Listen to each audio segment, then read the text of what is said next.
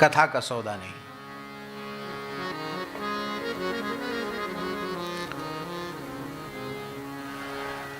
देखो, स्वर्ग का अमृत भी सामान्य नहीं है। सामान्य नहीं है स्वर्ग का अमृत।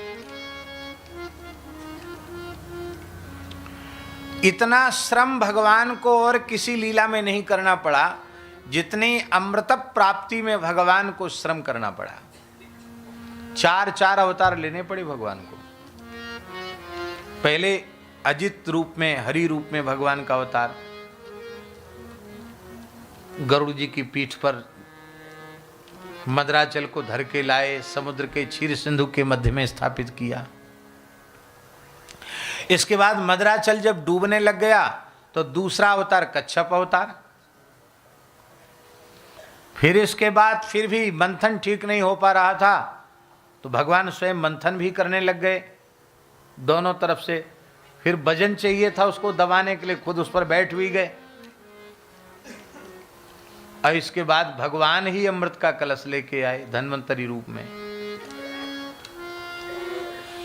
और दैत्यों ने जब अमृत छीन लिया तो देवता फिर भगवान की शरण में गए और फिर भगवान ने देवताओं को अमृत पिलाने के लिए मोहिनी रूप धारण किया। तो कितने अवतार हो गए भगवान के? 4। हरि अवतार, कच्छप अवतार, धन्वंतरी अवतार और मोहिनी अवतार। तब देवताओं तक अमृत पहुंचा। सामान्य नहीं है वो अमृत।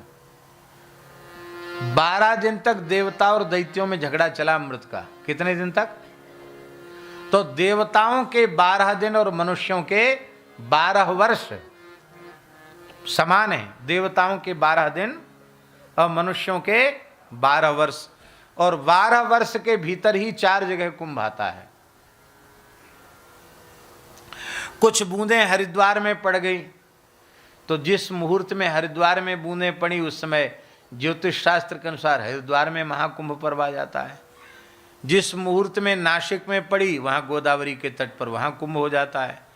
जिस मुहूर्त में प्रयाग में पड़ी तो प्रयाग में हो जाता है। जिस मुहूर्त में बूंदें अमृत की छलकी तो क्षिप्रा नदी के तट पर उज्जैन में महाकुंभ पर्व होता है। तो आज भी उस पुण्य पर्व पर कितने लोग पुण्य लाभ लेने जाते हैं। तो अमृत की महिमा नहीं है ऐसा तो नहीं है, पर यह कहा जा रहा है कि इतने दिव्य अमृत भी कथा की महिमा की बराबरी नहीं कर सकता। वो कथामृत के आगे तुच्छ है। अमृत पीने के बाद भी देवता भय से मुक्त नहीं है। राम रावण युद्ध चल रहा था और देवता बोले राम जी से जय हो आपकी जय। रावण ने सुन लिया। तो रावण ने कहा रे मूर्खो, सदा लांग खोल खोल के भागते हो हमारे सामने से तुम, और अब जय जयकार कर रहे हो। अभी देखता हूं। तो महाराज आकाश की ओर रावण दौड़ा।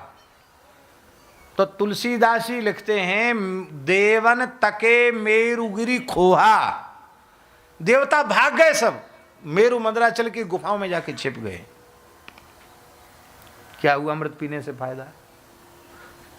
तुम्हारा भय तो दूर हुआ नहीं, तुम्हारे काम क्रोध कम हुए नहीं, तुम्हारे भीतर ज्ञान उत्पन्न हुआ नहीं, वैराग्य उत्पन्न हुआ नहीं, भगवान की भक्ति तुम्हें प्राप्त भई नहीं। और अमृत भी कब तक के लिए? कब तक के लिए बोलिए? अरे जब तक तुम्हारे पुण्य क्षीण नहीं हुए हैं। पुण्य क्षीण होंगे तो ते तम भुक्त्वा स्वर्गलोकम विशालम क्षीणे पुण्य मर्त्यलोकम विशंति। पुण्य क्षीण होते ही फिर जाए खूब झिक के अमृत पी के आओ, पुण्य क्षीण होने के बाद नीचे गिरना पड़ेगा। क्या फायदा है अमृत का? इस स्वर्ग के अमृत को पीकर एक भी अमर हुआ हो तो बताओ कोई? पर कथामृत को पी पी कर असंख्य जीव अमर हो गए। श्री ध्रुव जी, प्रहलाद जी, अम्बरीश जी, विभीषण जी, विदुर जी, सुदामा जी, अक्रूर जी, उद्धव जी, अरे महाराज कितने भक्तों का नाम लें। असंख्य भक्त इस लीलामृत कथामृत का पान करके जीवन मुक्त हो गए। मरने के बाद मुक्त नहीं, जीते जी मुक्त हो गए। श्री शेठ जी, श्री भाई जी, स्वामी जी, बाबा, ये सब इसी रस को पी पी कर अमर हो गए, अमरत्व को प्राप्त हो गए। इसलिए वस्तुतः सच्चा अमृत तो भगवान की कथा ही है।